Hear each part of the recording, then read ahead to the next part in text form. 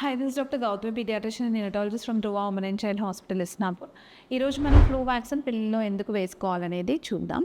Flu అనేది influenza అనే virus నుంచి కాజ్ అవుతుంది. సో దీని సిమ్టమ్స్ అనేవి నార్మల్ కోల్డ్ కాఫ్తో స్టార్ట్ అయ్యి సివియర్ నిమోనియా వరకు వెళ్ళొచ్చు. సో మనం ఫ్లూ వ్యాక్సిన్ పీడియాట్రిషియన్స్ ఎందుకు రికమెండ్ చేస్తారు అంటే సివియర్ నిమోనియా కేసెస్ని ప్రివెంట్ చేయడానికి.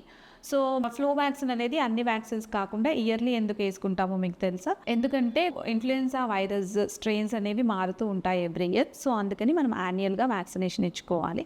సో ఏజ్ గ్రూప్ ఎవరెవరికి ఇవ్వచ్చు అంటే 6 కంప్లీటెడ్ మంత్స్ నుంచి 7 years వరకు కంపల్సరీగా ఎవ్రీ ఇయర్ వ్యాక్సినేషన్ చేసుకోవాలి. హై రిస్క్ చిల్డ్రన్లో అయితే 8 years ఎబో కూడా మనం ఫ్లూ వ్యాక్సిన్ అనేది తీసుకోవాలి.